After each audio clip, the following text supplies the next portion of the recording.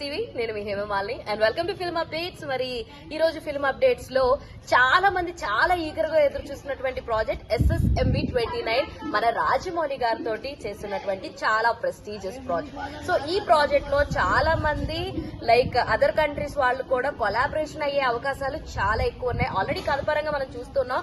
So ఇది Amazon అడవులకి సంబంధించినటువంటి ఒక స్టోరీ లైన్ లో ఉంటుందని చెప్పి మనం విన్నాం. సరే ఇప్పుడు ఏంట్రా స్పెషల్ అనుకుంటే రేపొద్దున జనవరి 2, 2025న సో ఈ సినిమాకి శ్రీకారం చుట్టబోతున్నారు. సో స్టార్ట్ చేయబోతున్నారు అనమాట.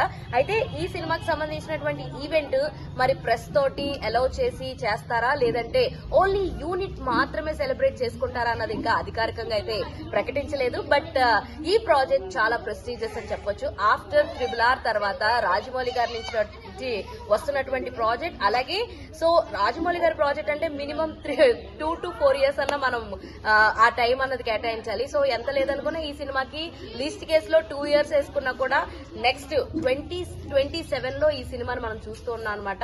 అయితే సో మొత్తానికి రేపు ఈ సినిమా సంబంధించినటువంటి ప్రెస్ మీట్ ఒకటి స్టార్ట్ చేద్దాం అనుకుంటున్నారు. సో లాంచింగ్ ఈవెంట్ అన్నది రేపు స్టార్ట్ అవుతుంది. అండ్ దీనికోసం అయితే చాలా లుక్స్ లో మనం మహేష్ బాబు గారిని చూస్తున్నాం. అండ్ ఇది స్టార్ట్ అయిన తర్వాత వన్స్ ఆయన మేబీ మూవీ స్టార్ట్ చేసిన తర్వాత ఇంకే మూవీ స్టార్ట్ చేయడానికి కూడా ఉండదు.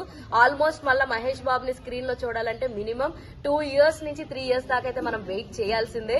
సో ఎందుకంటే జక్కన్న ఎలా చెక్కుతాడో మన అందరికీ తెలుసు. అండ్ మరి ఈ ప్రెస్టీజియస్ ప్రాజెక్ట్ కూడా MM కీరవాణి గారు సంగీతం అందించబోతున్నారు. మరి ఏ రేంజ్ లో ఉండబోతుంది బొమ్మ అన్న తెలియాలంటే ఇంకో 2-3 ఏళ్లన్నా వెయిట్ చేయాల్సిందే. సో ఎంతమంది ఈగర్ గా వెయిట్ చేస్తున్నారు ఈ SSMB29 ప్రాజెక్ట్ కోసం? Let me know in the comment section. ఇలాంటి ఇంట్రెస్టింగ్ అండ్ మోర్ వీడియోస్ కోసం ప్లీజ్ డూ ఫాలో HTV.